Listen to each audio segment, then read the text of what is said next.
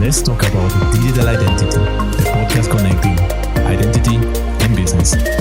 I am your host, Oscar Santolaya. Hello and thanks for listening. If you're asking yourself what UbiSecure is doing nowadays, well, today we'll know more about that. Some insights in-house from UbiSecure House. And for that, we will have UbiSecure CEO Simon Booth to talk about what are the challenges that our customers have and how with our innovations are having solutions for these challenges. As Group CEO, Simon Booth is responsible for planning, communicating, and delivering UbiSecure's overall vision and corporate strategy to enable the true potential of digital business through modern identity management solutions. Prior to joining UbiSecure, Simon was a CTO at GMO Global Sign, a leading global certification authority, where he led the technical and strategic growth of the company. Simon has also held executive positions at QuantWave Capital, where he led the venture building practice, telecom and enterprise mobile security mobile software company, Artelium PLC, the mobile virtual network enabler, and Flying Spark, a mobile applications company. Simon graduated with a Bachelor of Engineering in Electronic Engineering from Southampton University. He holds multiple patents in the field of mobile internet software systems design. Hello, Simon. Hi, Oscar. Great to be here. Thank you. Great talking with you, Simon. It's a pleasure talking now with CEO UbiSecure now that we are doing this podcast. So, let's get started, Simon. Let's talk about digital identity. And it seems that you spent many years in the mobile business from a bio. So when it happened and how it happened that you came into this field of digital identity? Sure. So if we step right back, when you look in the broader sense, digital identity is everything that you do. Typically, if you're interacting with software systems, doesn't matter what they are, you have an identity to make that interaction work. What we look at now is kind of identity and access management as a particular subset of that digital identity. But I would say that since the start of my career, I originally started in battlefield communications after graduating from university. That was all about identity of units on a battlefield through to the telco work, the mobile applications work. You have to understand the identity of the users on the platform, the devices. It's always been there. At GMO Global Sign, it was all about crypto identity, so digital certificates, organizational verification there from an understanding point of view, and then through to UbiSecure, where we're very much focused on identity and access management, specifically on users and organizations and understanding how those identities can enable frictionless business, give business savings and benefits. So true. So you mentioned battlefield, mobile network, virtual network operators and mobile software. So it's everywhere digital identity is. Yeah, absolutely. You can't escape from digital identity. And that's been true for 30, 40, 50 years now, since we've had computing devices. Yes. Since we've had electronically enabled, software-enabled transactions, we've had digital identity. It's been, originally it wasn't really considered. It wasn't at the forefront of the design and of the thought processes. And we saw some of the security issues from that previously. We're still seeing some of those today in IoT examples, right now where people are focusing on the feature functionality of what they're delivering rather than the broader architecture. We're still seeing some of those security issues. Digital identity is a core part of stopping that. You can't have security without identity. You can't secure a battlefield communication. You can't secure your bank transaction. You can't log into a website securely without identity. And it doesn't matter if it's your identity or Facebook's identity as an organization. One of those needs to be securely known to have or well known, well understood to have a secure transaction. Yes, identity is being everywhere since we are connected, let's say, since the internet took off. So what are today, in your opinion, what are today the biggest challenges in digital identity? Yeah, so taking a UbiSecure perspective on that, I mean, there are many challenges and you can look at this from different angles in a different way. And kind of thinking about this, there are two key ones that I'd bring forward right now. So first of all, a very big challenge that we see right now from an IAM perspective, from a usable identity perspective, is regional fragmentation. So that doesn't matter if we're looking cross-border So differences between, well, let's take a great example. We're sitting here in Finland right now. Finland has a very advanced digital economy. Bank ID is prevalent. You can access down to a social security number and have highly assured identities through that social security number. And it's the norm. It's standard. People here are used to logging on, using their bank ID to do that. You get a great understanding of who you're transacting with, which means you can take a lot of those transactions online very securely and bring down the risk of doing that. Very straightforward. I live in the UK. In the UK, we have very little digital identity. As a nation, we kind of don't like the idea of a national identity. We've had several votes, several discussions. Okay. We've never got to a national identity. So I see that contrast firsthand, where UK, there is no consistent, prevalent digital identity that you can use to secure transactions. Everything is separate, is different. So there's lots of pools of small identities there on a case-by-case basis. Compared to Finland, people are used to using one identity, their bank ID, maybe the national ID. National IDs always tend to be a bit clunky, a bit card-based, hardware-based, but bank IDs work really well. So those differences, that's a big challenge when you look cross-border, but also in-country, having that separation. So again, UK is a great example. As mentioned, there's lots of small pools of different sets of identity, and that then becomes a large identity management issue for the end user. So if I think about all of the sites that I visit, generally, how many sites have you got a different username and password for? Maybe the username is always your email address, so maybe that's consistent, but hopefully your password is always different. Okay, so we should be in a time now where we're all using different passwords for different sites. But how many have you got? 10, 20, 30, 40, 50, 100? Many. Yes. Yeah. So for each site, and there's this disparate collections. If you look at where digital identity is available and possible at a consistent national level, like Bank ID, you don't need that disparate set of identities. You can just use that one, and that simplifies things a lot. So there's a simplification there, but the challenge is that variance as we look, across Europe, globally, the different regional variance in what's available as a consistent digital identity. So that's one key challenge that we're, from a Ubisecure point of view, we embrace that challenge. We enable those small pools to be collated together. We can broker between them. We can provide access in Finland or other countries to that strong bank ID, national ID.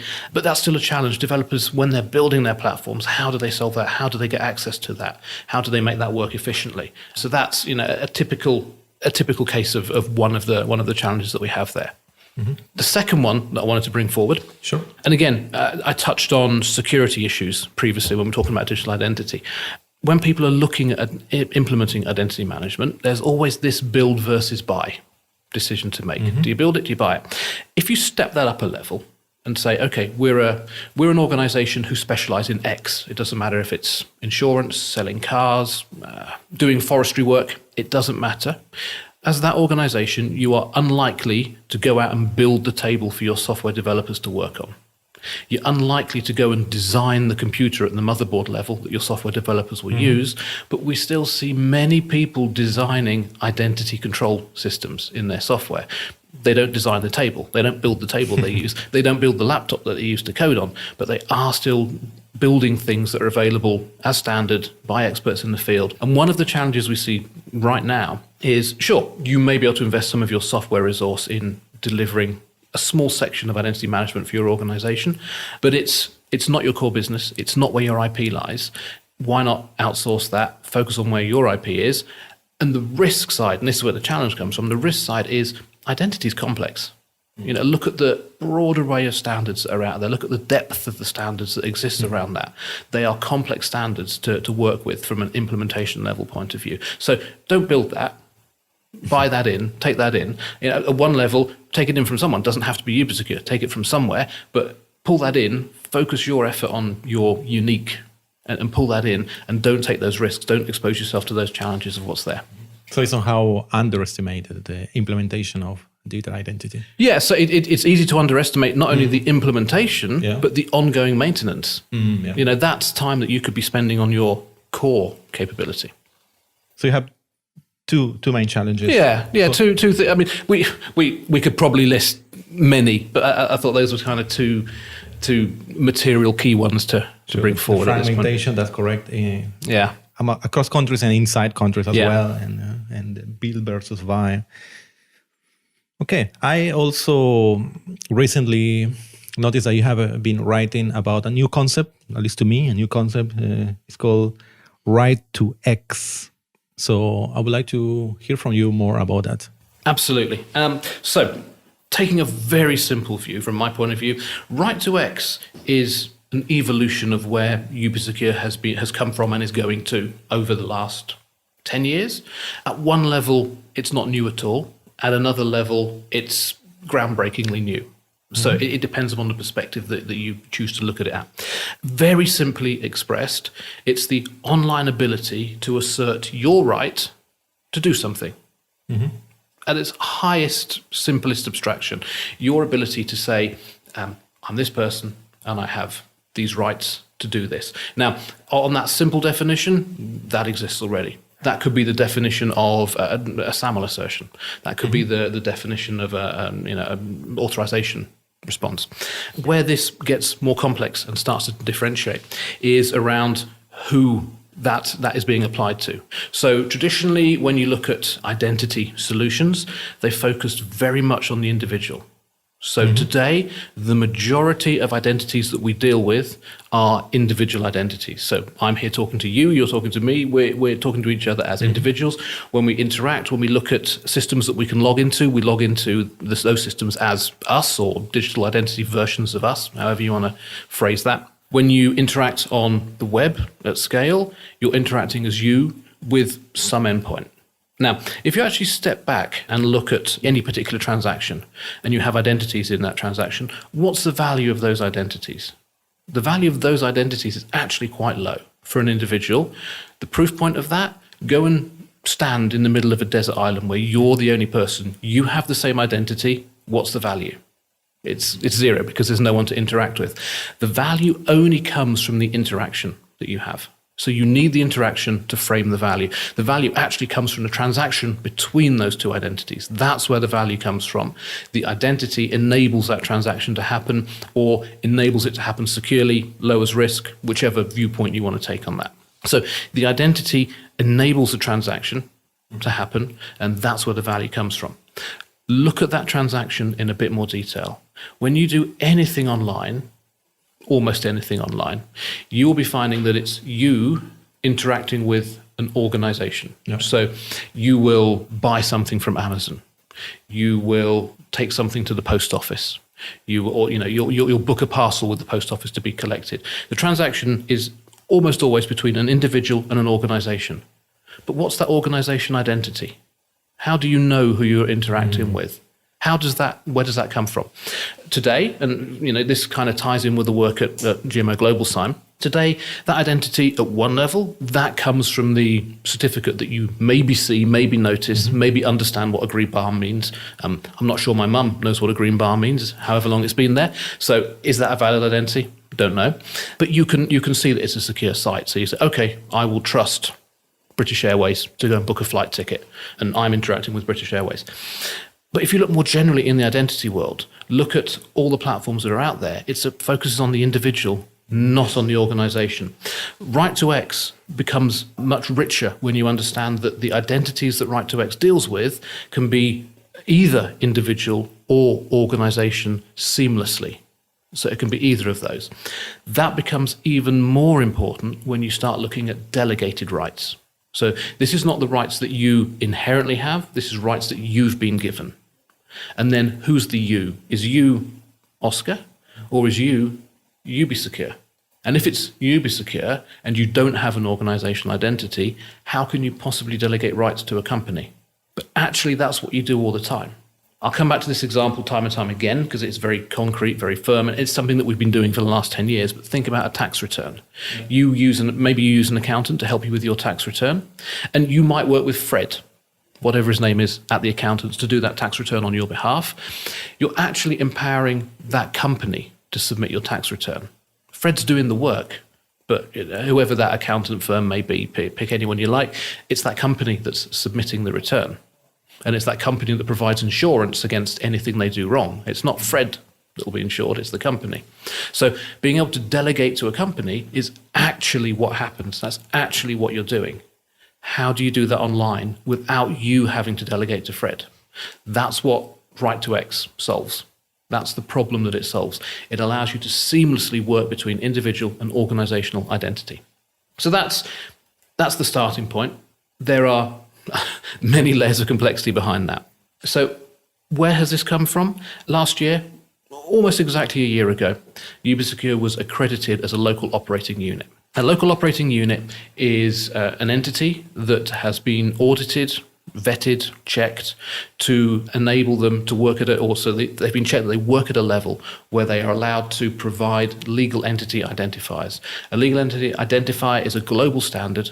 It is a reference number that ties back to a set of information held by an organization called the GLIFE. They look after what's called the golden copy, and it allows you to uniquely identify any organization who has an LEI.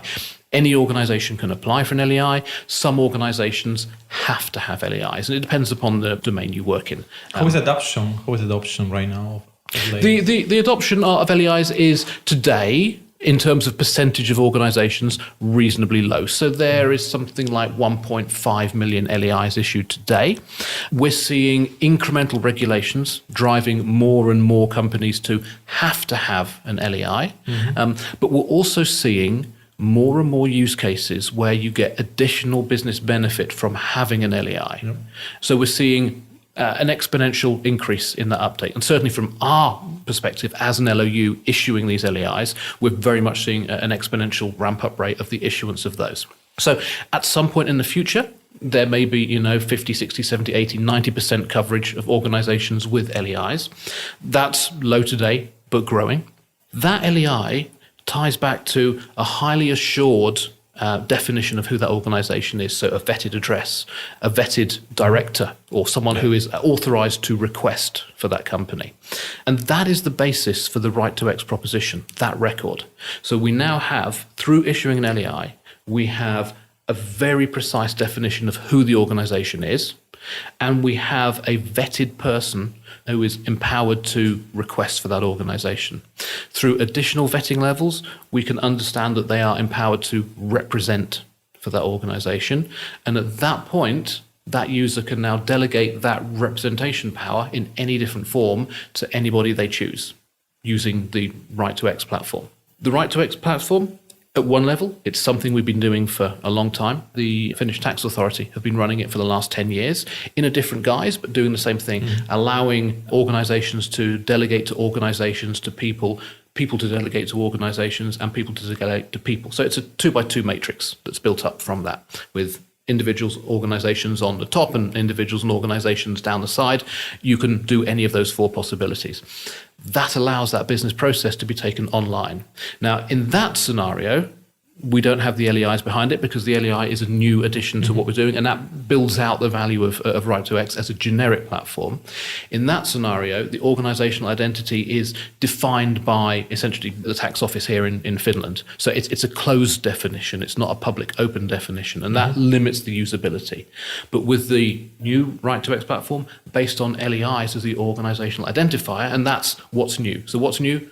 LEIs as the organizational identifier.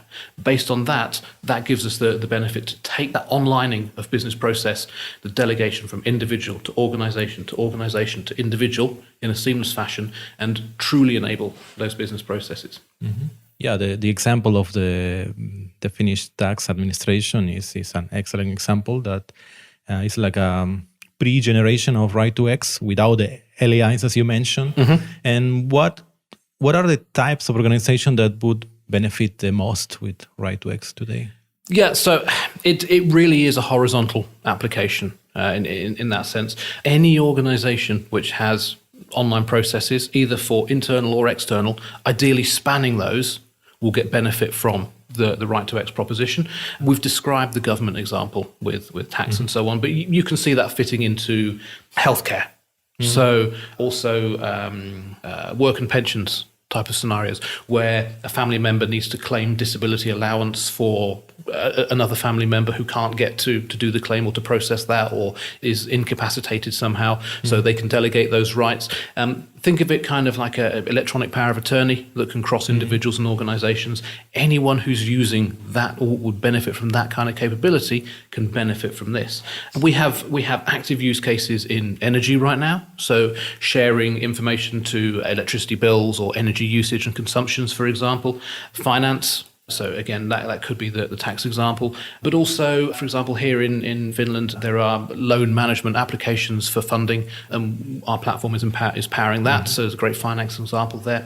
And then mobile. The mobile example that we have active right now is really quite interesting. They're using it to model families. So although we talk about organizations at one level of these highly assured legal entities, an organization actually spans a continuum of assurance and formality, if you like. So you can have a very informal organization. It could be a collection of friends, it could be a group, it could even be a social group. That's still an organization. It could be a family unit. It could be a small cooperative, something like a set of tenants in a housing block, for example. Or it could be a public company listed on the stock exchange. So all of those are organizations.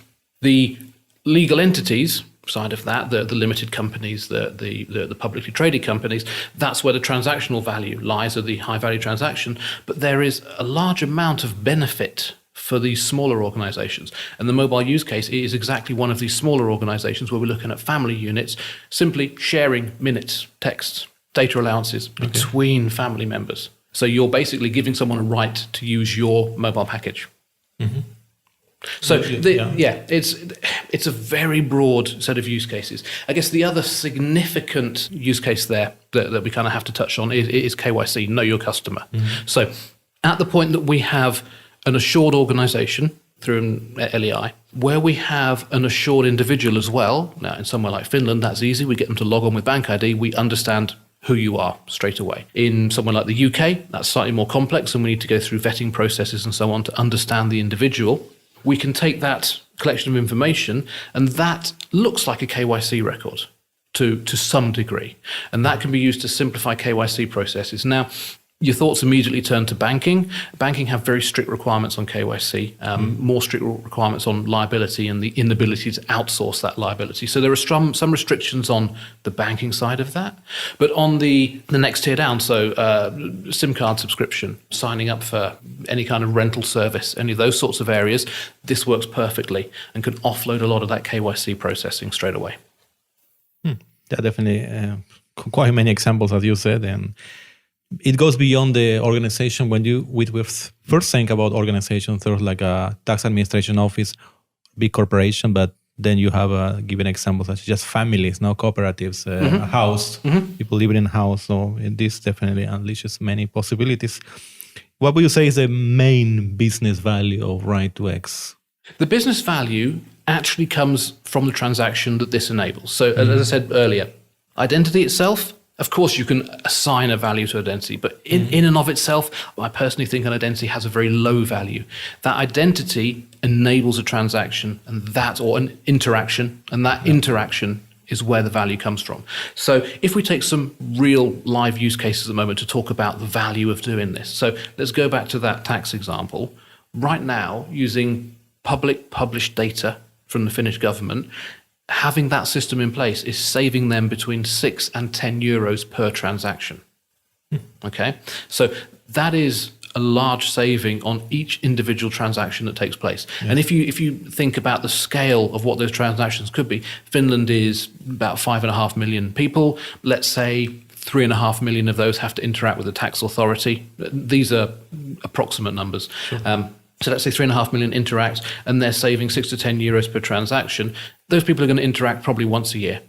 And in an advanced digital economy, many more times a year in that sense. So you're immediately talking about, on the scale of 3.5 million people, savings of 50 million, 100 million euros a year through those interactions, maybe even more. You take that to much larger countries, take that to the UK, which is 10 times the population, it should be about 10 times the saving. on that same basis. Take it to the US, where it's getting on for 75 times the population. Those numbers start to get very large. You start to talk about, logically, trillions of dollars of savings worldwide from simplifying those transactions, enabling those transactions. Of course, those aren't real numbers. We need real concrete numbers, and that 6 to 10 euros is a measured public figure that's there. The mobile example, that's been benchmarked at about €1 million a year to the business for having that capability. That's a lot. Yeah. A lot of savings and a lot of business value, of course. And why do you think this hasn't been, nobody came up with this idea? Or it's because of the LEI is something recent, or? Sure, yeah. As we touched on a few moments ago, at one level, this isn't new. We've been delegating between individuals and organizations for the last 10 years. What's changed is the ability to have a highly assured organization. Mm-hmm. And when you have that high assurance, then insurance risk goes down.